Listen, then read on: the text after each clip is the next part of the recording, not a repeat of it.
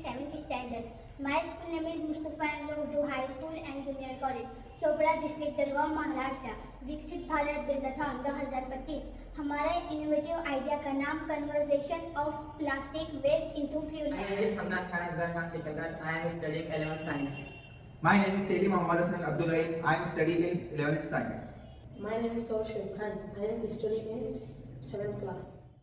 My name is Sarah Khurshid Manyal. I am studying in 7th standard. My school name is Mustafa Anglo Urdu High School and Junior College, Chopda district Jalgaon Maharashtra. Viksit Bharat buildathon 2025 के तहत हमने एक project बनाने की कोशिश की। हमारे इतराफ के माहौल में बहुत ज़्यादा प्लास्टिक का कचरा फैला हुआ नजर आने लगा। इसी बात को ध्यान में रखते हुए हमने इस बड़े मसले को हल करने की कोशिश की और हम साथियों ने इसका हल निकालने की कोशिश की। हमने इसके बारे में ढेर सारी मालूमात इकट्ठा की। प्लास्टिक 1860 में ईजाद हुआ, जो हल्का, टिकाऊ और साफ सुथरे पॉलीमर से बनता है। पॉलीमर कुदरत से हासिल होने वाले कच्चे तेल और पेट्रोलियम से बनता है, जिनकी अलग अलग खसूसियात होती है, जो इंडस्ट्रीज के लिए बहुत कारआमद होता है। गैर तजुर्बाकार होने की वजह से माहौल में कचरा बढ़ने लगा। इसकी वजह से माहौल के उसमें इंतजाम में रुकावट बनने लगी। हमारे अहम नुकात: प्लास्टिक को तब्दील करना, समाजी शऊर और प्लास्टिक से कुछ इस्तेमाल के लायक बनाना।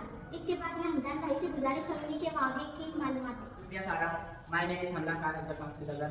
मुझसे पेश कर मेरी हम स्कूल साथी सारा खुर्शीद मनियार ने जो इनोवेटिव आइडियाज पेश किया, मैं इसके मकासद पेश करना चाहता हूँ।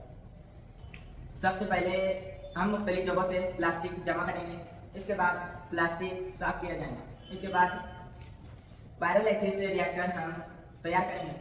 पायरोलाइसिस रिएक्टर तैयार करने के बाद हम इसको पायरोलाइसिस रिएक्टर की मदद से माई ईंधन में तब्दील करेंगे। इसके बाद जब वो माई ईंधन तैयार हो जाएगा, उसे हम साफ करेंगे। उसके बाद हम उस माई ईंधन से उसकी खसूसियात का पता लगाएंगे, वो कहाँ इस्तेमाल हो सकता है। सबसे पहले हम जमा किए प्लास्टिक को ग्रेडर की मदद से उसका बुरादा बनाएंगे। उसके बाद उस बुरादे को पायरोलाइसिस रिएक्टर के अंदर हॉपर के जरिए पायरोलाइसिस रिएक्टर में ऐड करेंगे। उसके बाद पायरोलाइसिस रिएक्टर में लकड़ी का भूसा तमाशी आमिल के तौर पर पायरोलाइसिस रिएक्टर में ऐड करेंगे। इसके बाद हम एयर कंप्रेसर और गैस फ्यूल की मदद से उस बुरादे को 800 डिग्री सेल्सियस तक गर्म करेंगे।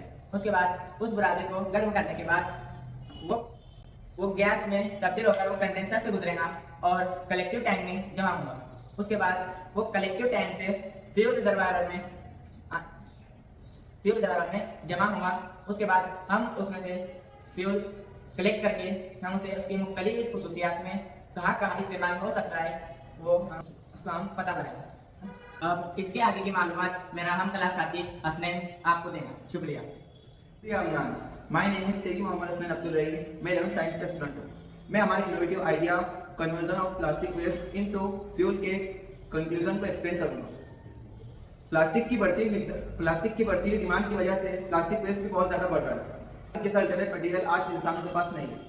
हमारा प्रोजेक्ट मेट्रो सिटीज़ में होने वाले प्रॉब्लम और प्लास्टिक के प्रॉब्लम और उसके मैनेजमेंट के लिए बहुत ही हेल्पफुल रहेगा। इस आइडिया की वजह से वेस्ट कंट्रोल के नए मौके, नई टेक्निक और फ्यूल के नए ऑप्शन हमें मिल सकते हैं। हम इससे बनने वाले फ्यूल ऑयल को डीजल ऑयल से रिप्लेस भी कर सकते हैं। हमें 1 किलोग्राम प्लास्टिक वेस्ट से 100 से 150 ml तक फ्यूल ऑयल मिल सकता है। अब मैं आपको हमारे प्रोजेक्ट के स्कोप और फ्यूचर वर्क के बारे में बताना चाहूँगा। इस तरीके से हम प्लास्टिक वेस्ट को यूटिलाइज करके और बेहतर बना सकते हैं।